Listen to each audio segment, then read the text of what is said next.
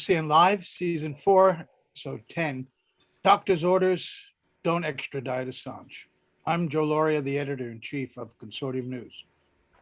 And I'm Elizabeth Voss. Secretary Patel this week is expected to decide whether to sign an extradition order, sending imprisoned WikiLeaks publisher Julian Assange to the United States to face up to 175 years in prison on espionage and computer intrusion charges. The extradition order landed on Patel's desk after the UK Supreme Court refused to hear Assange's appeal after the High Court overturned a magistrate's court's decision not to extradite Assange. That decision was based on Assange's mental health conditions combined with the harsh conditions of US prisons. The High Court overturned that decision in favor of a US appeal after the United States made conditional assurances that Assange would be humanely treated. The High Court did not contest Assange's mental issues and suicidal tendency, nor the conditions of US prisons. They simply accepted the US assurances. But this week, more than 300 medical doctors from 35 countries wrote to Patel, telling her it would be medically and unethically unacceptable to send Assange to the US. And they made a crucial point that the US assurances were made before Assange suffered a mini stroke on October 27, the first day of the High Court hearing. They wrote to Patel, quote, "Predictably, Mr. Assange's health has since continued to deteriorate in your custody. In October 2021, Mr. Assange suffered a mini stroke. This dramatic deterioration of Mr. Assange's health has not yet been considered in his extradition proceedings. The US assurances accepted by the High Court, therefore, which would form the basis of any extradition approval, are founded upon outdated medical information, rendering them obsolete. The doctors charged that any extradition under these circumstances would constitute negligence. They write, under conditions in which the UK legal system has failed to take Mr. Assange's current health status into account, no valid decision regarding his extradition may be made by yourself or anyone else. Should he come to harm in the United States under these circumstances, it is you, Home Secretary, who will be left holding the responsibility for that negligent outcome." We'll now watch a short video clip from Dr. Arthur Chesterfield Evans, who notes that very quick medical attention is required to respond to a stroke. Should Assange be extradited, he would be held at the Alexandria Detention Center in Virginia. Should he suffer a stroke there would be no medical attention until outside help could arrive, since there are no doctors permanently on staff at that prison.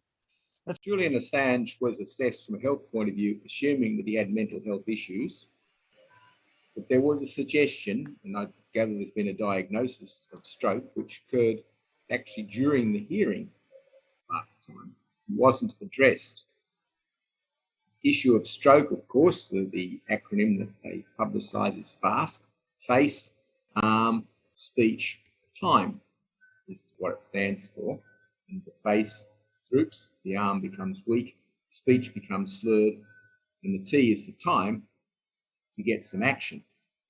And that action is to get someone to hospital to do a scan, and then assuming that there's a clot, which there is in 85% of this sort of case, you give some anticoagulants quickly. And the time recommended is within 3 hours of the onset. 4.5 hours is less use, and so on beyond that. So going to a prison where he's not being watched and he can't get treatment quickly is obviously a very bad thing and a neglect of his medical needs. And it would seem from the description that the small cell in the US where they wanted to put him does not have medical backup that can do this, and therefore it would be dangerous for him to go there. Prisoners should have their rights and should have their health looked after, and I think that's the basics of a civilized society.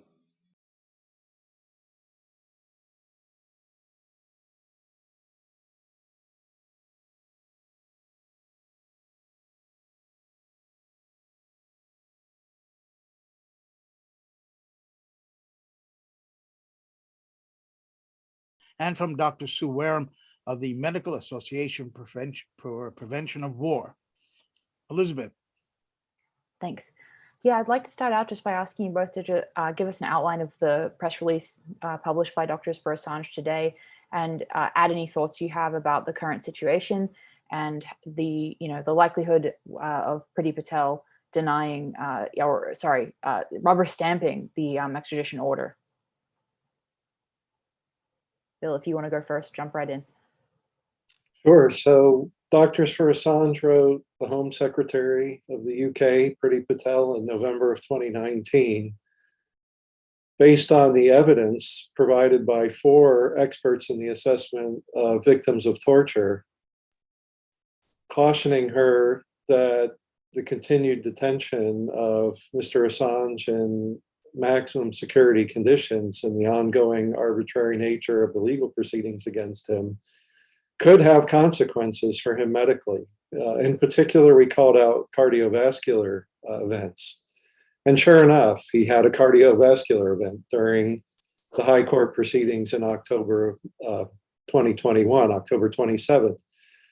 Proceedings during which, by the way, the court was discussing the fact that he had no physical component to his medical conditions, to accompany his mental illness, to strike any analogy being drawn to the case of Lowry Love, which I don't want to get into too many details there, but it was viewed as an analogous case on which extradition could be denied and was denied in that case.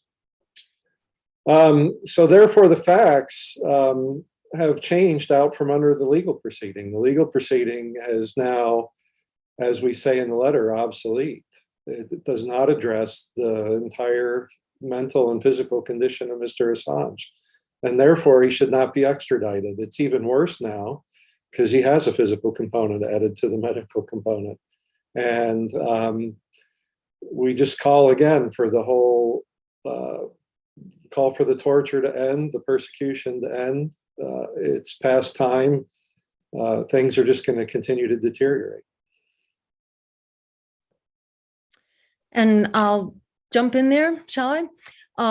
And, you know, I think Bill gave a really great outline of what we said. And I'll just add to that, you know, we use the words that, you know, doctor's orders to Priti Patel that to extradite Julian Assange now would be medically and ethically unacceptable. And you know, I think we can even go beyond that and say not only unacceptable, but absolutely negligent and a violation of basic human rights and health protections that should be a part of the extradition process. And, you know, there are really 2 components to the health threat to Julian Assange, and everybody was so focused on the psychological threat to him of this, you know, extraordinary confinement on top of his extraordinary persecution, which really constituted psychological torture over the past 10 years.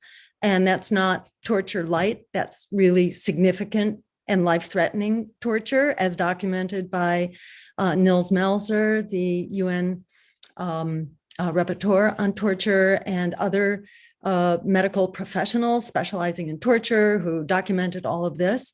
And basically everything they said, you know, has been validated by the course of history. And so the 2 categories that you really worry about in terms of medical impacts of torture are psychological impacts and suicide, depression, and just generally failure to thrive and survive. And then physical impacts, where, as Bill was saying, cardiovascular consequences, that is heart attacks and strokes, are especially well documented in the literature as consequent to extraordinary stress, you know, also cancers and other forms of chronic disease.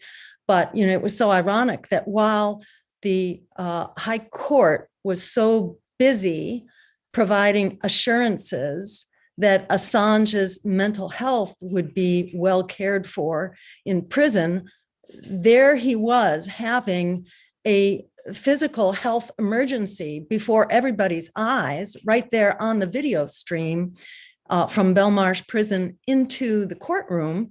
And it was just swept under the rug. It was really only the journalists who recognized that that was happening. So there he was having an actual physical emergency while the court was very busy trying to foist these preposterous assurances on everyone, the public and the court and observers and the whole legal process, pretending that legal assurances could be provided for Assange's welfare. And it just makes such an incredible mockery of the whole system that there it was telling us, oh, he will be fine, while he was actually having a life-threatening emergency. And one thing I think we don't really say in the press release or in our statement, but it's sort of important and, kind of assumed here, is that a small stroke can be a stepping stone to a larger stroke. A mini stroke can be a warning sign of more to come.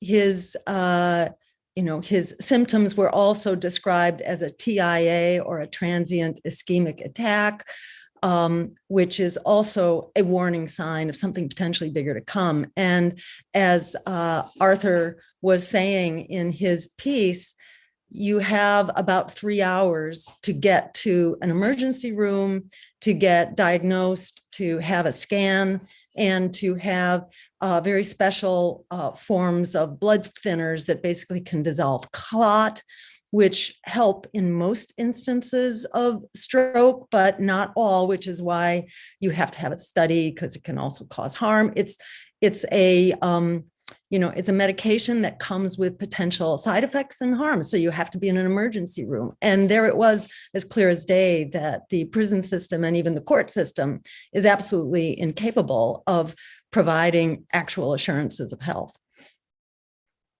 Yeah, another thing, you mentioned the psychological torture aspect. And one thing I noticed in your press release was this reference to the Home Secretary, her office's response to your earlier letter to them, and their flat refusal that there was any psychological torture. Can you just talk about how divorced from reality that is? Yeah, I can start if that's okay. So it's a fact-free assertion that he was not subjected to torture. The evidence is all overwhelmingly in favor of psychological torture. I mentioned 4 experts. Jill alluded to 3 of them, which was the UN Special Rapporteur on Torture, who visited Julian in Belmarsh prison, and he took 2 medical experts with him, both experts in the assessment of victims of torture. They all followed the standard protocol, international standard protocol for assessing victims of torture, the Istanbul Protocol. And they independently, the 3 of them, each examined Mr. Assange and then conferred afterwards. So they each reached their own conclusion and then conferred. And when they conferred, they said, yes, he's a victim of torture. The reason Mr. Meltzer was there in the first place was, despite his initial skepticism, he was prompted by a letter by Dr. Sandra Crosby, who's such an internationally renowned expert in the assessment of victims of torture, that it was her stature alone that caught his attention and changed his mind about the case and prompted him to investigate. So you have 4 experts in the assessment of victims of torture, all reaching the same conclusion independently, against a Home Secretary who has no medical background whatsoever, no expertise in the assessment of victims of torture, making fact-free, pie-in-the-sky assertions. It's an absolute insanity and an absurdity. And it's a real affront, I think, to human rights and to the integrity of the judicial system, that its assertions are so preposterous, including Priti Patel's assertion that, torture does not exist and is irrelevant. And in that way, I feel like it's very striking that what's going on with Julian Assange is really kind of it's a microcosm of this assault on our democracy. And the health of Julian Assange is desperately at stake, and so is the health of our democracy. And that's both with regard to the integrity of the judiciary, with the critical importance of freedom of the press, censorship, propaganda, all of that, which is really raining down upon us right now. And, the case of Julian Assange was sort of the opening event for this new chapter that we're in, and also the assault on human rights. And it's just shameful. It's embarrassing. To me, it also, there's a direct line between what's happening right here before our very eyes and the absurdity that this court case represents. It's, it's like if you follow it, you have incredible cognitive dissonance, and just like shock and horror for what's being foisted on us as a judicial process. And, Nils Melzer, who is an expert, the UN rapporteur on torture, is also an expert in international law. And, he documents, for example, in the Swedish allegations alone, there were 50 violations of due process and rule of law. So how is this, we're calling this a judicial process. This is an absolute mockery of a judicial process. And the point I was going to make, is that to my mind, this has everything to do with why we sort of have this crisis of confidence right now in our public institutions and in our democracy. And, if you look at the statistics, confidence in government runs at about, I think it's 25% of people who say that they are confident in our government. And it's about 21% among young people, among the rising generation between 16 and 25-year-olds. And it's like, who do they think they are fooling here by really this assault on our democracy and its basic foundations? And, this is as destructive to them as it is to the rest of us. And, it's just a case of really needing to purge ourselves of this predatory kind of oligarchy, which is just consuming our democracy in an all-out assault. I think, Jill, that poll you just cited shows that the people aren't as dumb as the leaders think that they are. And that's one reason they have to keep some information from them and try to narrow and press one narrative only on various issues, so that they don't start thinking wrong thoughts. But on the Assange case, you just said about Nils Melzer mentioning 50 violations. I mean, this is a virtual mountain of evidence that keeps piling higher and higher and higher. Now we have this medical issue to add to it. And yet it seems to be impenetrable to try to get anywhere near justice. It's often been said by Nils and others that this is not a normal case. For example, we now know, and the Spanish court just this week said that the CIA received surveillance of Julian Assange while he was in the embassy with his attorneys, with his doctors. We know that the CIA was at least discussing plots to kill him or kidnap him. Even Mike Pompeo gave a backdoor confirmation of that. We know that in the extradition treaty, it says it's oppressive to extradite someone when they're facing these medical conditions. And yet, most of us expect Priti Patel here in London, where I am, to sign that extradition order possibly this week. Jill, why is this not like a normal case? You'd be hard pressed, I think, to turn the question around and find a way in which it is a normal case. And, you can look at really all the characteristics of the case, the ludicrous assurances that they're trying to shove down our throats, the concocted Swedish allegations, and, Nils Melzer happens to speak 5 languages, so he could actually read the documents in their original Swedish and really just cut through the BS and establish that this was just a smear job being conducted. Charges had never been filed against Julian Assange. There was just an effort to prolong this investigation and try to make something out of it, including his departure from Sweden, which Swedish authorities had said, okay, that's fine, you can go. And then the minute he hit Europe, they sounded a red alert, as if this was a terrorist who had fled. It's strange. A movie needs to be made out of this, because it's kind of like it's a thriller that'll have you on the edge of your seat, but Assange has been living it. the whole false premise of Assange's arrest and the basis for his jumping bail had to do with this frame up that was, that had been concocted. And, consider that the star witness in his trial was this Thordarson guy from Iceland, who was a known sociopath with convictions, a record of convictions for fraud, forgery, financial crimes, and child sexual abuse, serious, such that some of his victims, at least one of his victims, committed suicide. And this is the star witness, a sociopath. A sociopath, is a diagnosis that means you lie. You don't even know what a lie is. You're just like an inveterate chronic liar. And that's who the case was based on. That's kind of like a fitting symbol for what this case is about.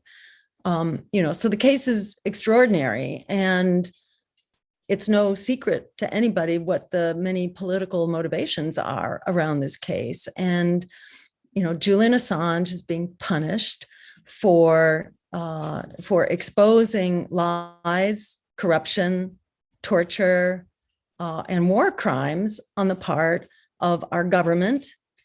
These horrendous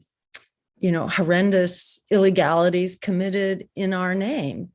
And we have a right to know, and a publisher has not only a right, but a duty to inform us. That's why the First Amendment is the First Amendment, because everything else really depends on our being informed and being an educated electorate so that we can exercise our democracy. And without that, it's awful. So Julian Assange, he carried out his duty as a publisher, and he exposed horrible things that are being routinely conducted by Empire.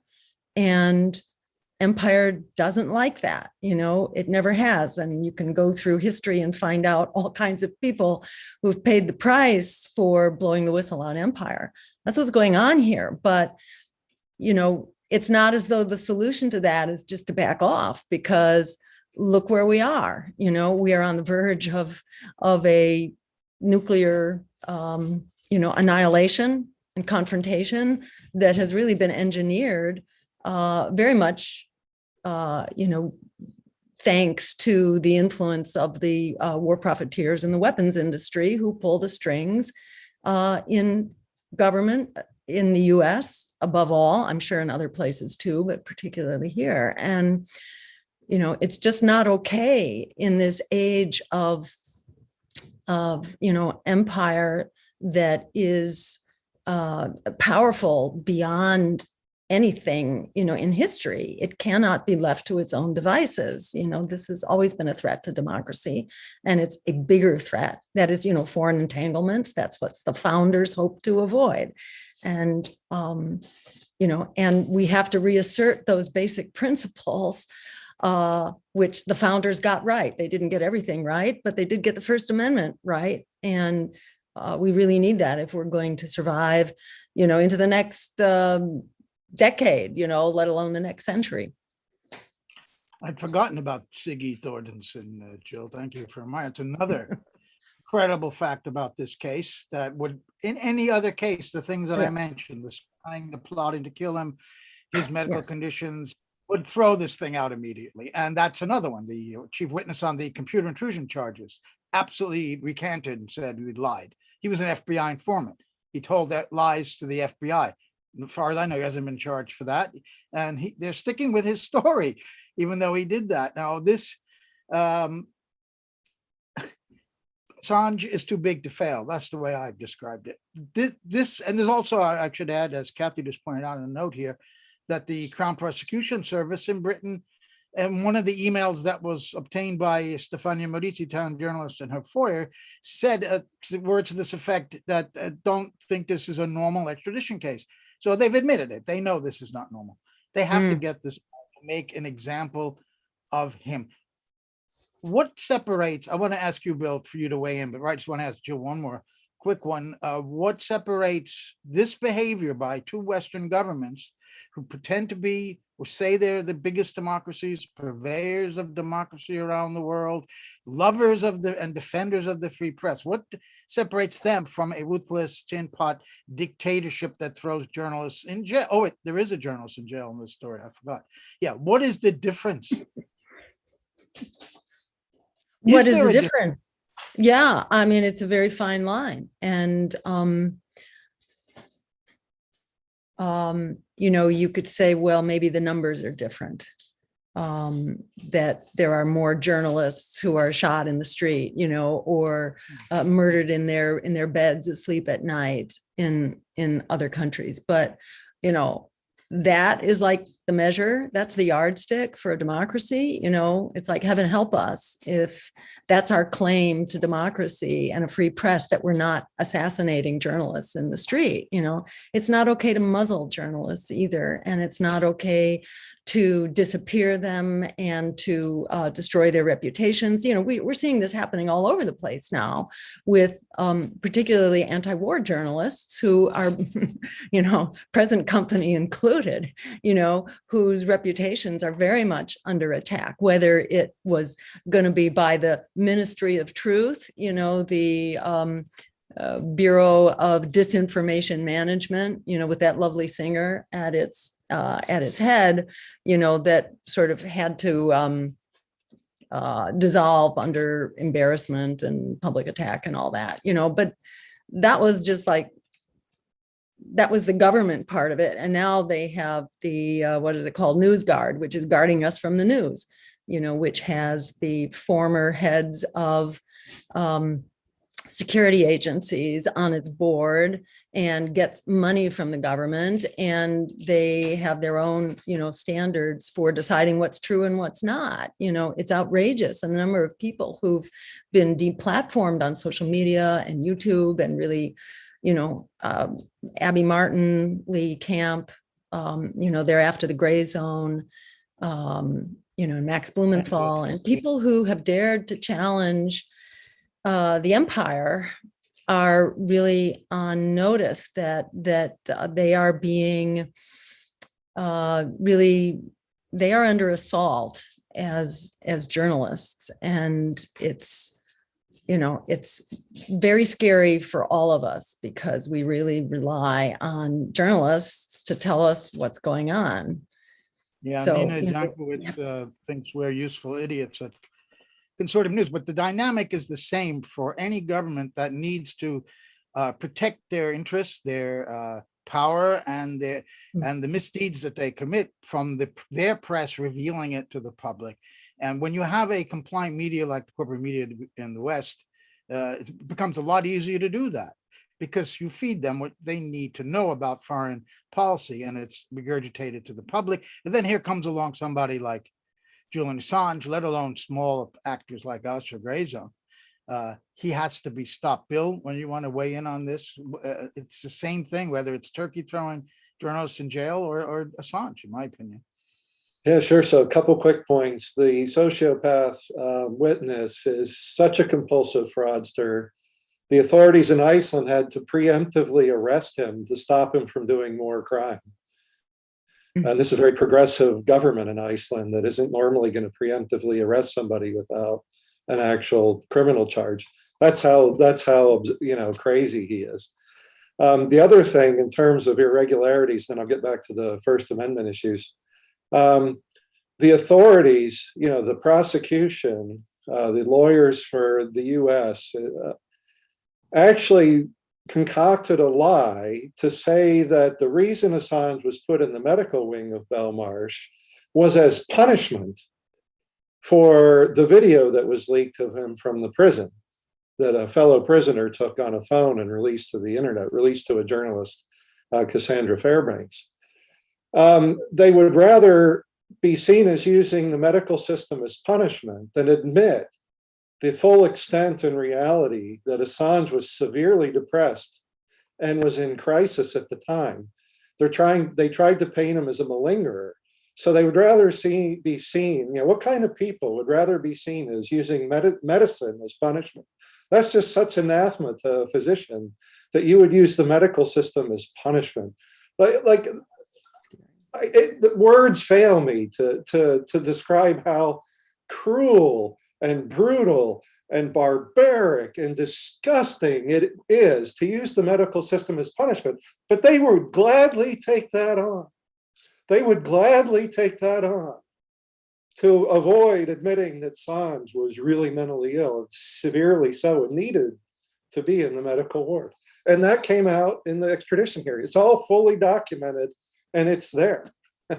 It's unbelievable. Okay, First Amendment. Well, the United States talks a big game about the First Amendment, but has had a hatred of it from the very beginning. How long after the passage of the First Amendment did it take before our glorious founding fathers passed the Alien and Sedition Act? And then a white supremacist president in 1916 or 17 passed the Espionage Act, which is what Assange is charged with, to suppress anti-war dissent and activism going into World War I, avoiding the foreign entanglements of Europe like we should have, according to the gospel of the founding of America. America has always, the American government from its very founding has militated and resisted and attacked and trampled the First Amendment. It doesn't have a very good record. And now we see the assassination of a journalist in Israel, a very prominent, beloved journalist, a Christian journalist, an American citizen journalist. And we see no protest from the corporate media in the United States. We see no protest from our even other elected officials. And Israel got away with that one, so they committed another one. They just assassinated another journalist. So, the United States talks a big game about the First Amendment, but it's all a lie. And if I could also jump in there about, our judicial system, and is Assange, a one-off? And I just want to underscore that there are many ways in which our judicial system, is a farce. And, it's not always about journalists. You have the case of Steven Donziger, where a private corporation, Chevron, basically hires the judge because they don't like the verdict of the actual court. They create their own corporate court system and kind of manipulated the laws to be able to incarcerate Steven Donziger for whatever it was, home arrest, and then several months in a prison, and then there's kind of what routinely happens to the community of color, and whether it is the outright tampering with evidence and witnesses and false convictions, and then refusal to review those convictions when evidence arises that those cases are false. So there's just systemic corruption and bias that's built into our legal system in many ways. And, it just reminds us that, it's not only in the case of journalism, but that there's many problems in our judicial system. And, with the election of judges and basically the buying of judges through their election sponsors. So, our democratic traditions and the judiciary are not in such good shape all around. Yeah, not to mention, Bill, let me ask you. Go on. No, No, please. you say we're one of the few nations that has a grand jury process still, which, was what tormented Chelsea Manning to where she nearly committed suicide in prison in relation to the Assange case. Let's not forget that Nils Meltzer also found that the United States tortured Chelsea Manning. That was all through the grand jury process, which is arbitrary. And, a grand jury, you can get in the famous saying that people like to bandy around like it's a good thing is a grand jury would indict a ham sandwich. It would, that's true. And it's that ridiculous and disgusting. We should change that system. Most even like European nations have ditched the grand jury process because it's so awful. And likewise, to look at what happens to, to whistleblowers. As a rule, the case of John Kiriakou and, really anybody who comes up under espionage charges, our court system in Alexandria, Virginia, where just cause, due cause is not, it's not admissible evidence. It's not an admissible part of the discussion. This happens in environmental cases all the time too. So, the whole system, look at the Supreme Court, it's like our system has, some things are okay, but there's a lot that's just really in crisis, like the rest of our democracy right now.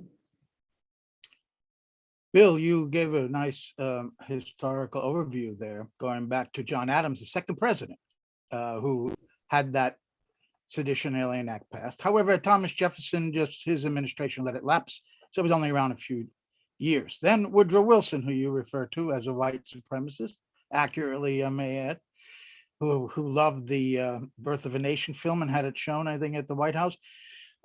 He tried to get official censorship in that 1917 Espionage Act, under which Julian Assange, yes, has been charged, but he was defeated by one vote in the Senate. So he could not get the official government censorship into that bill. But then he came up with a year later, 1918, the Sedition Act, which was added to the Espionage Act, under which hundreds of people were jailed for speech, Eugene Debs being the most famous one of them.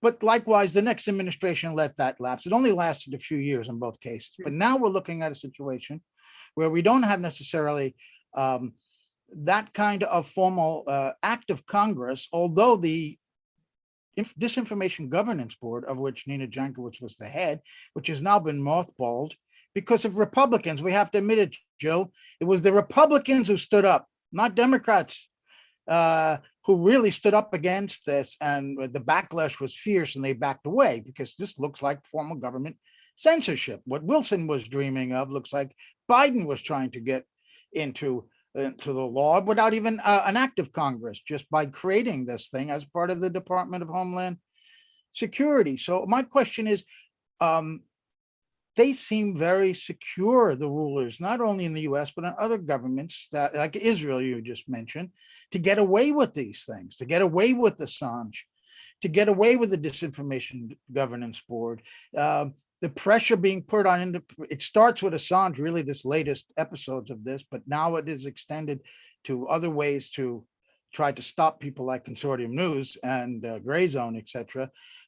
Tell me about what you think their psychological situation is, the leaders of this country. Are they so full of themselves that they think nobody could touch them and they can continue with impunity to suppress the press, a free press, and particularly Julian Assange? Do they have some worries and doubts that their protestations that they are democratic may actually be questioned at some point?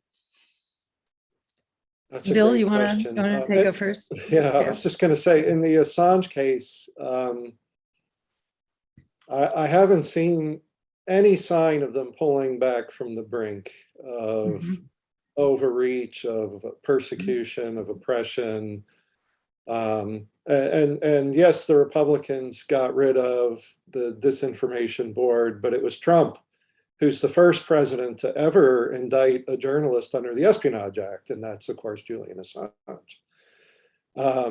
And Mitch McConnell threatened, according to some reports, to impeach Trump, remove him from office for the second impeachment if he did pardon Assange. And several other Republicans were purportedly in favor of that move as well. So, Mitch McConnell's no First Amendment hero, nor is Lindsey Graham or anybody else of that ilk. But in each case you describe, Bill, let me interrupt you just to say that this is a bipartisan effort. I was in no way defending Republicans for whom I have never voted for. I'm guilty of voting for Democrats. Yes, there was a group of Democratic senators who wrote about Assange a letter that was and WikiLeaks that was very unhelpful, to put it the least. So you're right, it's bipartisan, and Mark Warner is no saint when it comes to the First Amendment and Assange. But in each case you describe, pulling back from the brink has come from popular dissent and the people rising up and saying, no, we shouldn't do this. And that's what it's going to take in the case of Assange, and that's why we're here. We're trying to build support. We're trying to alert the public. We're trying to alert our colleagues and bring them to the cause. So doctors out there watching, please join us, add your voice to the chorus. We have to stop this if we're going to save the First Amendment.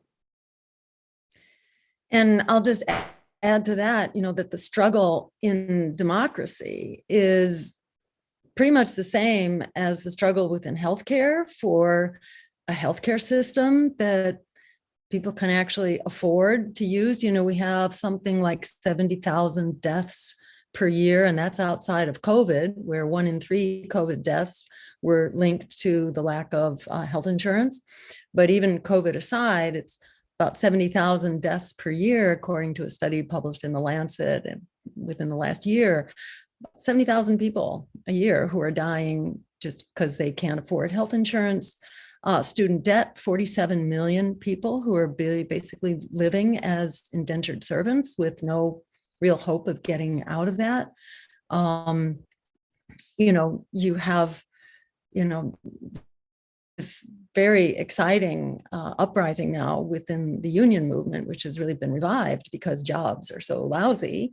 And yeah, there are more jobs being created, but, as the cost of living is skyrocketing and inflation is big, wages really aren't going up. And, it's a huge proportion of people who, well, it's said to be about half of Americans who are either in poverty or low income and barely above poverty.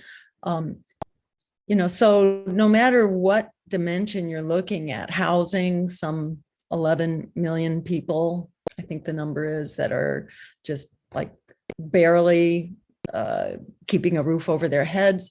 A new statistic, like within the last 2 weeks, that 1 out of every 2 American families with kids now is food insecure, and they don't have enough resources to put food on the table for all their kids. This while we are spending, I just came across this number today, $110,000 a minute renovating a new generation of nuclear weapons to kill us all more efficiently. It's like, who are we kidding here? Our political system is run by an economic and political elite. And it's a very nice self-reinforcing system, because the more bad legislation they support from both sides, the more money is concentrated into fewer hands, and the more efficiently that money flows back into the hands of the politicians, who are running on bigger quantities of money than ever. It was something like, I want to say $14 billion in the 2020 election that went into all elections, more than twice as much as just 4 years earlier. So the system is increasingly corrupt, increasingly disastrous by way of, crushing inequality, endless war, the approaching nuclear confrontation. And that doesn't even mention climate change, which is really going to a hell in a handbasket now, because the concocted proxy war in Ukraine is used as an excuse to basically, throw out climate regulations and give away more to the oil industry. So, the predatory state, the predatory economy, the oligarchs are doing better than ever. They're making out like bandits, and they have the system under lockdown, which is why the system really needs, I think, censorship and propaganda to try to push back against these harsh realities, which really are driving an uprising. And you can see that uprising is there, although mainstream media doesn't want to cover it a lot. But between this incredible resurgent labor movement, the student debt movement is becoming far more, vigorous and, militant. In many ways, people are really fighting back. We just had the largest movement out in the streets around George Floyd's murder that has ever been seen in this country. So, people are in an uprising mode, but against steeper constraints all the time, because the same way that the First Amendment is really under assault in terms of speech freedom, the same is true for, freedom of protest. And the odds of getting arrested now and having a really serious punishment, like you can get, I think it's 10 years for being on a sidewalk without a permit in certain states.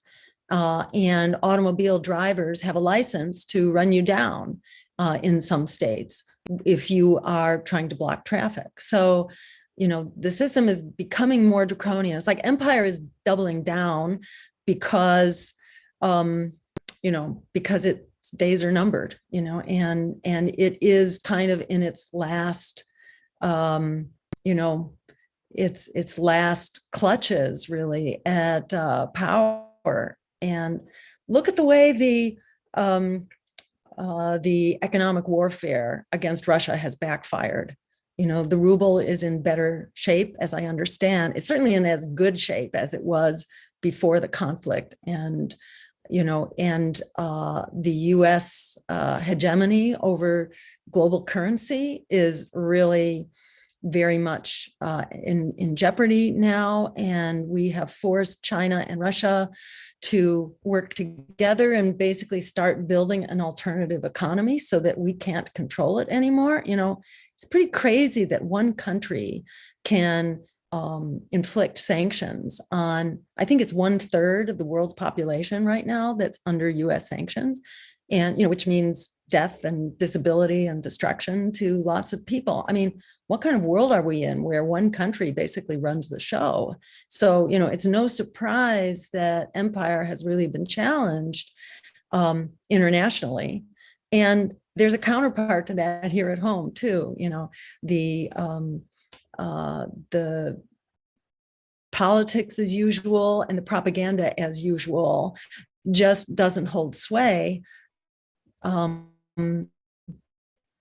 in this day and age when people are really suffering in jobs and income, putting food on the table, health insurance, you name it. So the system is failing under its own weight right now. Sort of like sanctions. What's that? It's like US government sanctions against the American people. You said 1/3 of the people in the world. It's as if they're sanctioning their own people with the kind of policies they've given up. But so the answer to the question I asked was, you still think that the rulership is pretty secure, but there's a lot of unrest circling and coming about around them, and they're very well aware of that. And you think they're doubling down on propaganda, the assault on a free press, because they see that their rule is not as secure as they might think. But as of right now, they have pretty good sense of being in charge. That's what I'm saying, right? But it well, I think it's an illusion. I think it's an illusion, and it's they are wrong if they think they're secure. I mean, they're probably going to think they're secure, and that's typically what happens to ruling elites. They don't. They don't see it coming. I mean, to hear Chris Hedges talk about, what happened in East Germany, when the wall came down, and nobody saw it coming. And he said, that progressives there would talk about, oh, maybe in 10 years or 15 years, something will happen. I don't think things are going to happen easily, and I don't think they're going to happen quickly, but I think, it's really clear that we have entered a really profound stage of imperial decline abroad and domestically. That's not to say it can't be fixed, but as long as the elite and the oligarchy maintain their stranglehold on our economic and political system, it's not going anywhere. But I'll tell you, it's like I'm sort of a litmus test, or like I'm like a walking thermometer, because a lot of people recognize me as a political dissident, and I can really tell when people are happy with the system. I just get a lot of negative vibes, and when people are really exasperated, then I just find myself having lots of conversations with people walking down the street who really want to vet, or who want to vent, I should say. They want to vent their frustrations with the political system. And I just see lots of random people seeking, another way forward. And, I just think it's just another sign that the system is in a very unstable realignment right now, which makes it incumbent on us to keep doing what we're doing, and just, continue turning the crank, because the more organized and prepared and the better communications networks we have, the more ready we are to help the transformation happen, when the time is right. Okay, I just want to add that I was not praising the Republicans. I was trying to shame the I know Democrats you by saying they're the ones who did it. Elizabeth. I know that. Elizabeth. Yeah, Okay. I've a question. It's kind of a statement and a question, and because I'm observing that one institution that we haven't yet discussed as much as far as its corruption and role in upholding the status quo of corruption, in addition to the judicial system in the U.S. and the U.K. and the state in general, is journalism, and just how corrupt journalism is, and not only in terms of actively participating in the propaganda against Assange, and now not standing up for Assange. The silence is deafening when it comes to Assange right now from the mainstream press. But also now we also see in these attacks against the Grey Zone, against consortium news, you have journalists demanding that the state attack independent media. They're actively asking the state to go after journalists that they don't like the angle that they produce. So I just wanted to talk about, the role of the media, just how corrupt it is, in addition to the corruption everywhere else that we've already talked about. And, and the fact that we see what side of the propaganda war they're on when it comes to the state, billionaires, and war, and Assange included in all of that. Sure. So I'll start, if I may. Meltzer, in his writings about the psychological torture of Assange, describes the public mobbing, is the term he uses. And that is the public casting aspersions at him. And that's been fomented and cheerleaded by the media. So the lies about what he did in the embassy, I'm not going to even repeat them to give them dignity. That's public mobbing. So the media relished that, they enjoyed it, they participated in it, they absolutely participated, and they're as culpable in the torture of Assange as the Attorney General, the President, the Home Secretary, Judge Baritzer, James Lewis, the prosecuting counsel. I mean, the media is as guilty as everybody else in this, and the CIA and GCHQ, MI6, MI5. They're all culpable in the torture of Assange. The media is equally culpable for the public mobbing. And then you mentioned the censorship of journalists by journalists. That's really, that's really been stunning. And where I first saw the slip, where they just threw the restraints off and said, we're going full on to not even be impartial, or, we're pro-censorship, was with Trump. So like the New York Times editor said, oh, Trump's such a mortal danger to democracy. He's such a fascist, he's a Hitler, that we can't allow him to have any free speech or believe anything he says, or we don't have to follow journalistic standards in covering Trump. And they just threw the shackles right off and said, we're going to suppress everything that doesn't toe the line and enforce the narrative.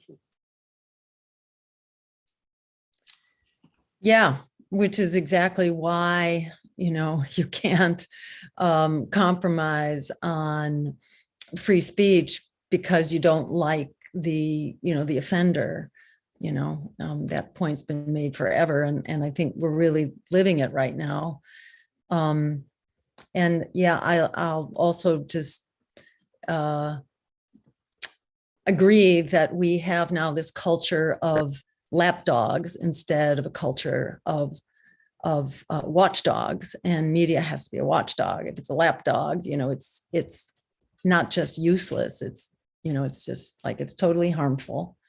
In becoming a cheerleader for billionaires for war. It's my dog making her little debut. The power of the state. And I'll also sympathize with what Joe was saying before about how Republicans and Democrats have changed places on a lot of things. And Democrats are now really kind of the leading proponents of war, of bigger military budgets, of a more aggressive position in Ukraine. And also, on censorship, they're certainly leading the charge, which, in a way, it dissolves the arguments about the lesser evil. And for progressives, I think it's given them a lot of cognitive dissonance now about which party is the lesser evil, when, it's Democrats who are really, leading the charge on war. Yeah. Just to add, the smearing of fellow journalists and dissenting people like myself as Russian assets or Russian agents, that's been used against Gray Zone recently. That's Paul Mason. I mean, that's like the last refuge of a scoundrel to call, just accuse somebody of being a Russian agent. It's not an argument. It's not a debate team in the country that can win with that argument. It's just a total non sequitur ad hominem. It's just so silly, but it's so pervasive. And, Jen Psaki, the White House press secretary, was calling people Russian agents. So the media and the press and its supporters are just, they're delusional and unhinged by just calling everybody a Russian asset. It's almost comical by now, but they still do it. And people are really angry, and they really get heated on Twitter and social media saying, oh, you just believe Russia, you're, how much you getting from Putin? And, I get nothing from Putin. There's a banking blockade on, right? So he's cut off from the SWIFT system. He couldn't send me a nickel if he wanted to, and he doesn't want to. So it's just silly. And if I go on, Jill. So yeah, just to finish this off, I want to recognize that there's this convergence of existential crises that's going on right now, and I think it's important not to get too contained in any one of them, because they're all very much connected to each other. And the more we can cross-link, across crises, the more energy for transformation that can be harnessed, So just to look, for example, at climate and the crisis around climate, people are aware of the forest fires and the floods and the drought, but I want to especially drive home, and we always hear about disasters somewhere else and think, oh, it's not going to hit us, we're immune from this. But I want to remind people that the Colorado River has run out of water, and the Colorado River supplies the California agriculture system, which supplies half of our fruits and vegetables, and lots of other stuff too. But just to look at that, we are facing imminent food crisis here too, on top of the food crisis that's happening really all over the world with drought and aggravated by US sanctions, not just Putin's war, but US sanctions and US policies that really drove this war, when there was a solution that was readily available in the form of the Minsk Accords that we could have provided some support to, but we did not. And there were early negotiations, which we also did not support. So it's not just to be blamed on Putin. There's a lot that we have done, we meaning the US government has done to exacerbate food shortages, but they are really coming home to roost. So I think it really helps to underscore that we are in very uncharted waters, and that's not like even to look at the nuclear crisis and the potential for war to really, progress in very unexpected and big ways, which could be extremely catastrophic, extremely quickly. And I think it's just helpful to, help people articulate that, because people kind of feel it, especially younger people who aren't operating through some veil of how they've lived the last couple of decades. Young people are really seeing the world the way it is and kind of inklings of what the future looks like. They're really hungry to turn this around in a big way. And if you look at the public opinion polls now on the mainstream establishment parties, they are all underwater. They both have approval rates of around 30 or 33% and disapproval rates more like around 40. And, it hasn't been like this before. So, and the numbers of people who say that they want a new independent political party because the others are doing such a bad job of serving the public interest, that's at unprecedented high levels, around 62%. Faith in the media, just as we were talking about the media, faith in media is at 29% in this country, which is the lowest among some 40 industrialized countries. So, we have had this really profound and deserved loss of faith and confidence in our institutions as they have really been hijacked by an ever more powerful economic elite, which translates into a political elite.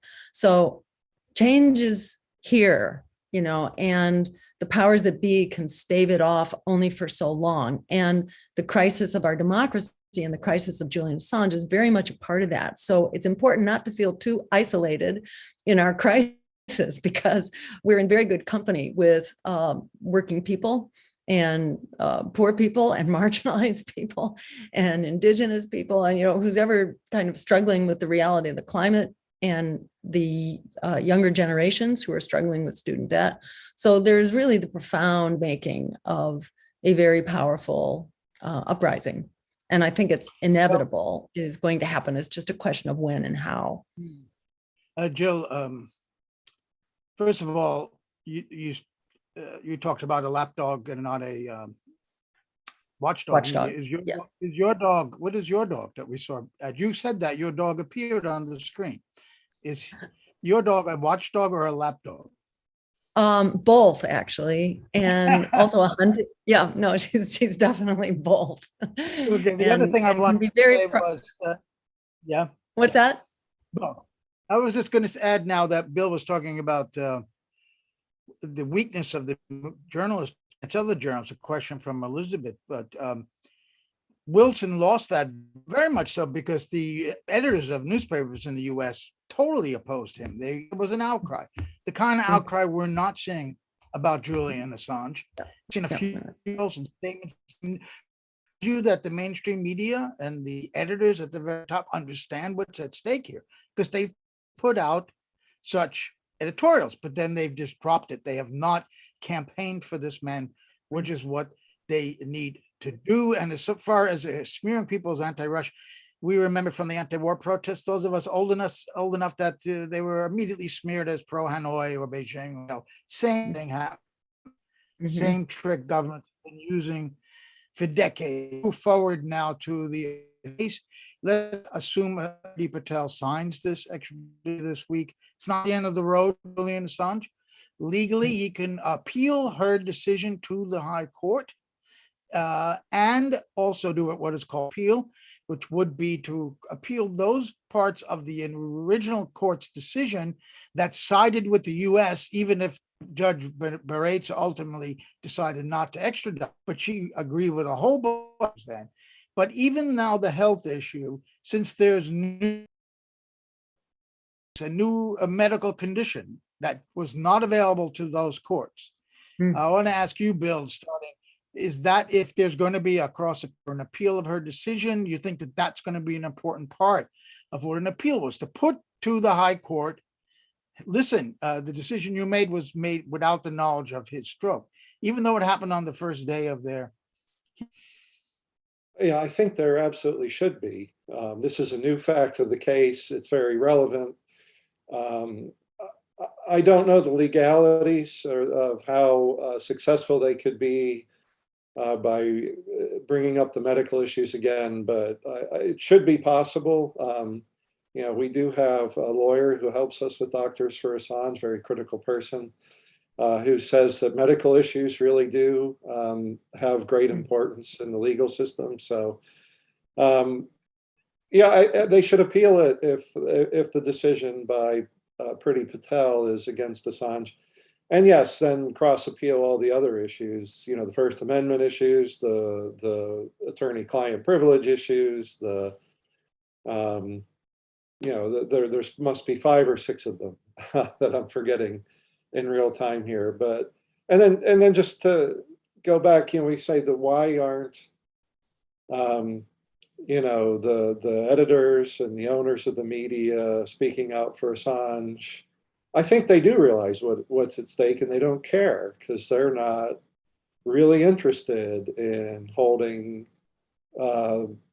people. They're rich billionaires too, so they don't want to be held to account any more than any other rich billionaire. They absolutely know what's at stake.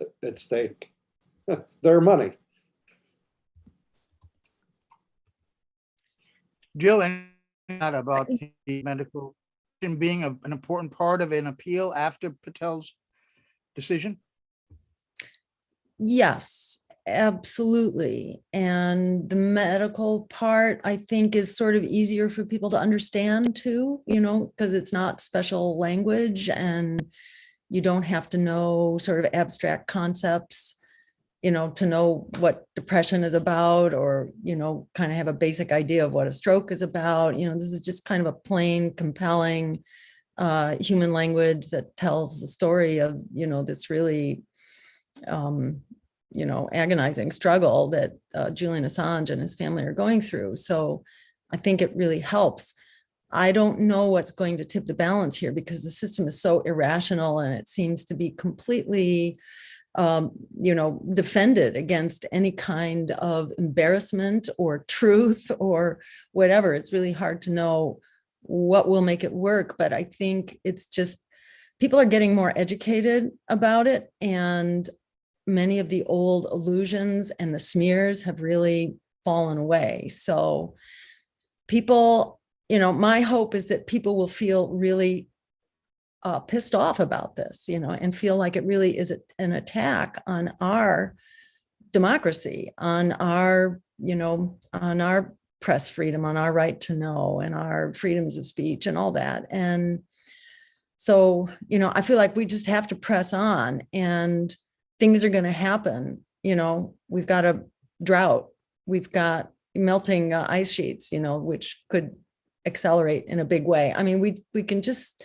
things are going to happen that are fairly, they're sort of like black swan things. They haven't happened before, and they're going to start happening more and more.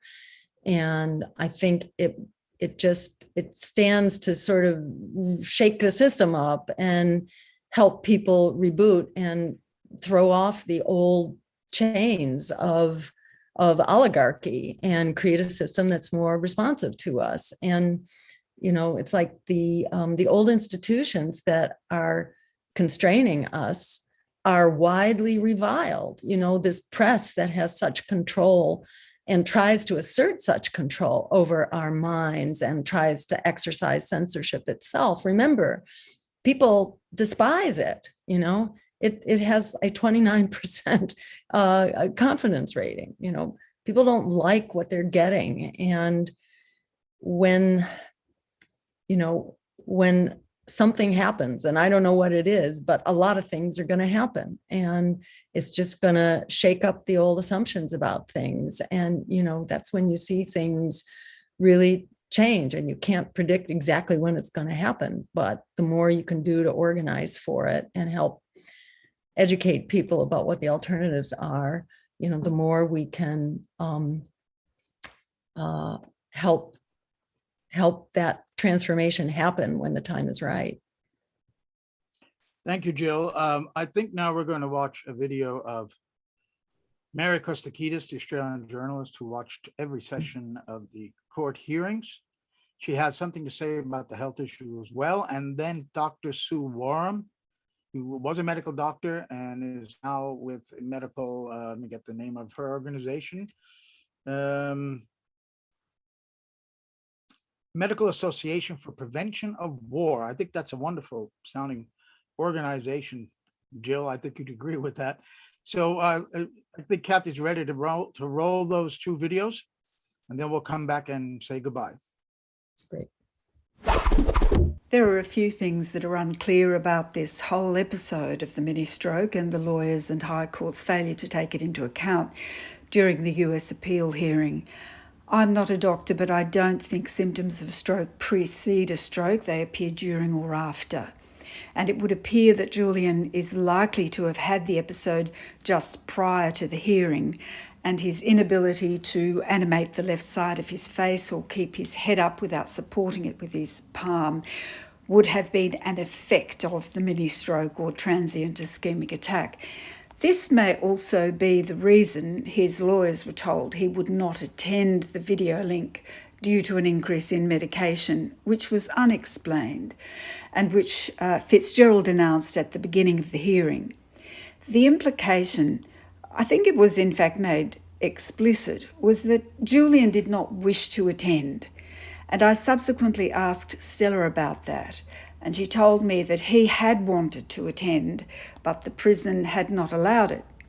Now, when Julian unexpectedly appeared and was obviously extremely unwell and or very drugged out, unable to keep his head up with the left side of his face obviously drooping, nothing was made of his appearance.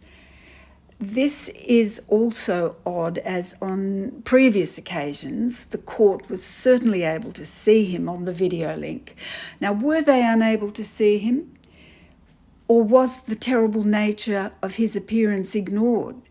And why would the court not be able to see him when journalists on the video link could?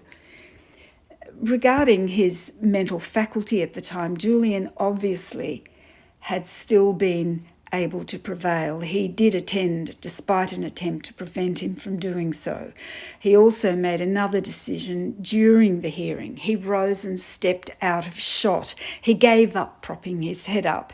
He would have known we were all watching him. I have a sense that these two decisions showed that though Julian was in a terrible state physically and his thinking clouded, a small part of him refused to be switched off, said, "I'm alive, I have agency, I want to be present at something so significant to me, and then I'm not able to control my body, I don't want to be gawped at." The whole episode is very muddy, and it occurs to me that the very reason an attempt was made to ensure that he did not appear, and the court either were not able to see him or ignored the way he looked, was precisely so that his newly deteriorated condition and its possible cause would not become an issue. That was certainly the result. Thank you for this opportunity. I'm Sue Wareham, and I'm speaking for the Medical Association for Prevention of War in Australia.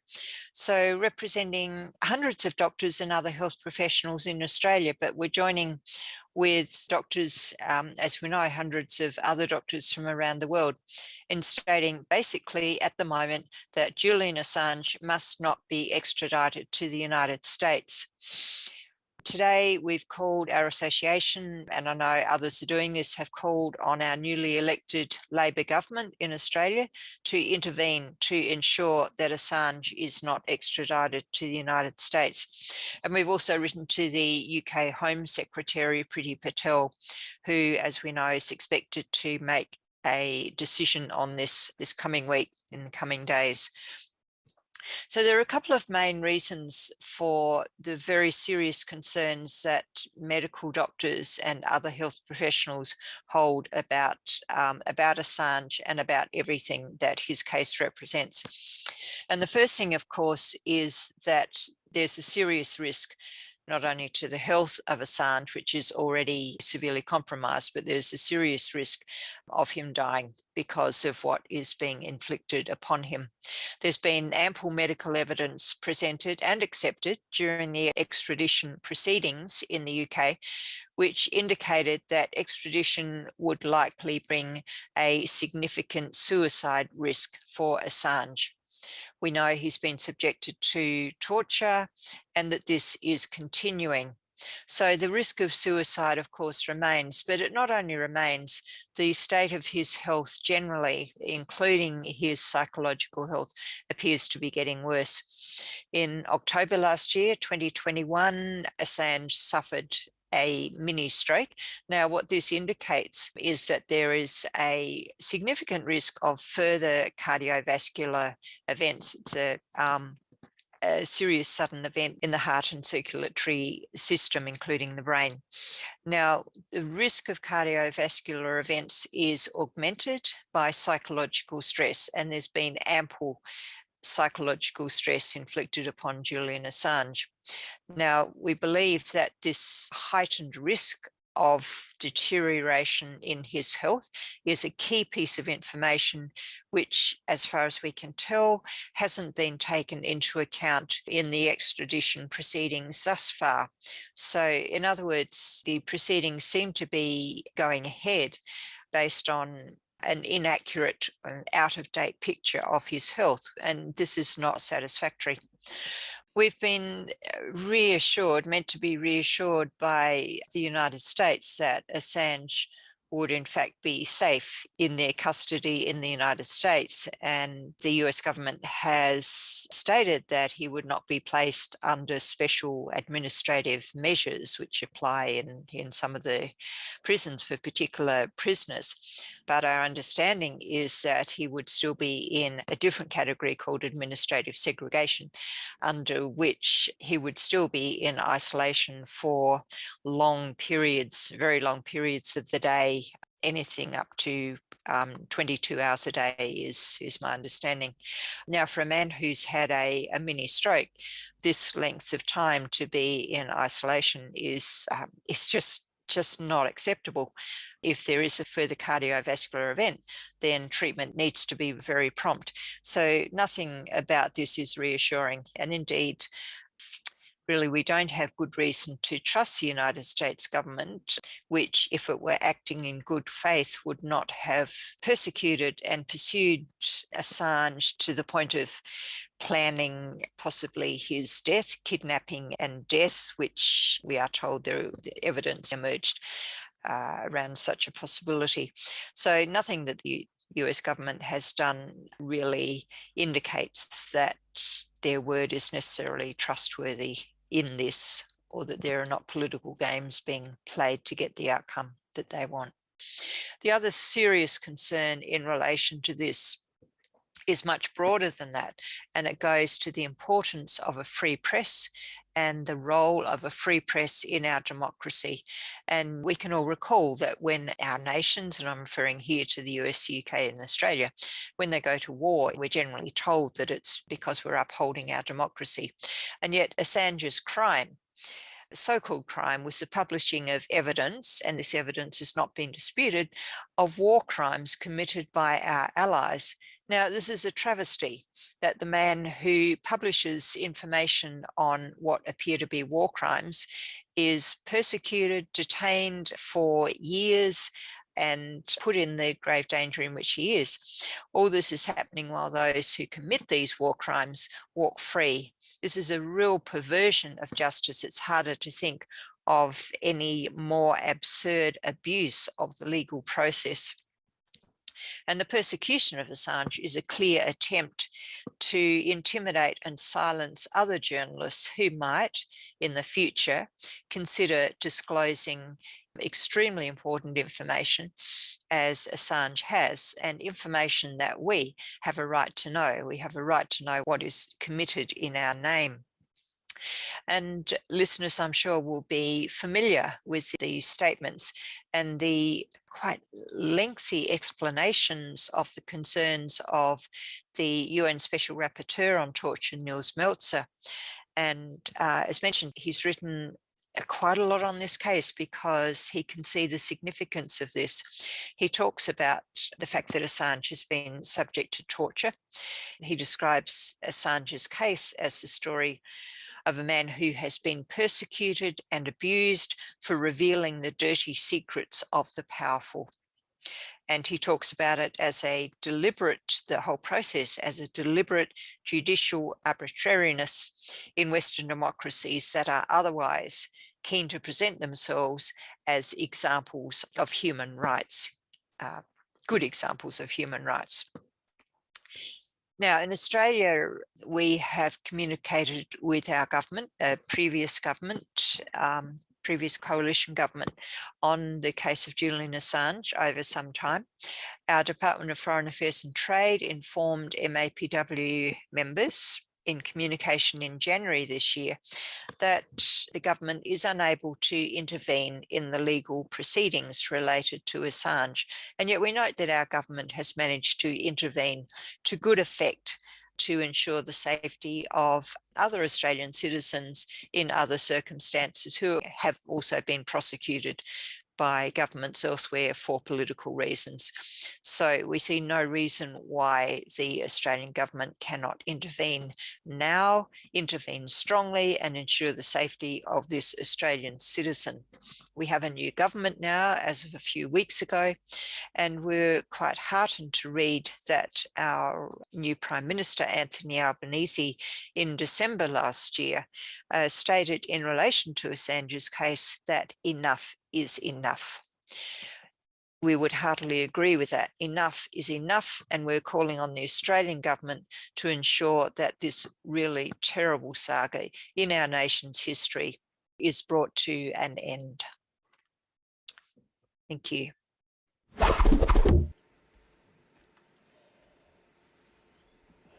Oh, it's Kathy Vaughan here, your producer speaking. Look, I just have a couple of comments on what we've just seen. Of course, Joe Lauria and I have been in the courtroom with Mary Kostakidis for the last 2 years, in person in February 2020 and every day of September 2020 as well. My goodness, the time flies. So we can back up everything that Mary said there. We had eyes on Julian as well, and it was absolutely clear that the man was very, very ill. Now, I just need to correct a little bit your assumption, Jill, that they were talking about assurances when all this was happening.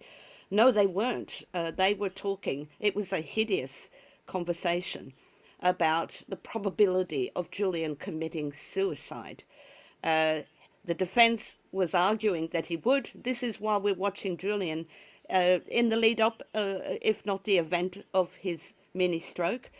And the prosecution was, you're right, they were calling him a malingerer. So Mary raises some very important questions there about why, if this happened during the High Court appeal, why this has never passed before the courts, and why, he was hidden from the people in the court. We don't really know, but we saw him, and we are backing up everything that Mary Kostakidis says. The other thing I'd like to say, in addition to what Dr. Sue Wareham said, is that and one detail that is crucially important as well, and this harkens back to evidence, actually a witness statement that we heard in the courtroom from Yancey Ellis. And he was talking about the William D. Truesdale adult detention center, which we call ADC. Now, the assurances, the bogus assurances said that Julian would not be put in ADX, Colorado, in pre-trial detention. Well, perhaps that was a convenient way of not talking about ADC, which Yancey Ellis told us a lot about. And the crucially important detail is that there are no permanent doctors on staff. So not only is he shut up for 22 hours a day, and sometimes they don't even get out at the end of a day, and the chances of actually seeing him, discovering him if he has a major stroke, are slim. He would have to be lucky, but also there are no permanent doctors there at all. So I really support what Doctors for Assange are doing, not only in the United Kingdom and America, but Australia and right around the world as well. But I think a lot of the pressure has to be put in the United Kingdom for to have Priti Patel say no. And I really feel that people need to get in contact with Anthony Albanese, the Prime Minister of Australia, the leaders of the countries, and give them this crucial information, which was kind of hidden, but I'm bringing out now, that Julian doesn't have a dog's chance of survival. We've already shown, it was already shown to us that his risk of suicide was extremely high. Now his chances of survival, his very survival, if he has a stroke, another stroke, are really minimal. And I thank you for supporting him and defending him, Doctors for Assange. Thank you. Thank you, Kathy. Thank you very much. So we're going to conclude now with a final thoughts. What we learned on this show is certainly that a real dog can be both a watchdog and a lapdog, but the press can never be both. But let me ask you, Bill, for your final thoughts on what we discussed today. Yeah, so in conclusion, the case of Assange is unusual in every respect, as we've described at length. And the latest is that he's now got a new medical condition that makes his extradition oppressive. And the courts have not yet heard the evidence about that condition. And based on what we know, just from what we've seen with our own eyes and heard reported about that medical condition, he should not be extradited. It would be, as we said in our letter, medically and ethically inappropriate and wrong to extradite Julian to the United States. So we call on the Home Secretary to free Assange. We call on the US Department of Justice and Attorney General Merrick Garland to drop the prosecution of Assange. We call on President Biden to end the prosecution of Assange. And we call for all 4 states credibly accused of torture by the Special Rapporteur of the UN to do the investigation required under the Convention Against Torture. And that's where we stand. Thank you, Bill. Jill? You're You have to muted. unmute. Sorry. Yeah, no, I'll just ditto that and, give a big thank you to all of our colleagues at Doctors for Assange that all help kind of, create these resources for us to tell the story of Julian Assange in a way that I think a lot of people can understand without people who may be intimidated by the complexity of the legal system and all its rules. The way in which his health and his human rights are being abused is just easy for us to understand.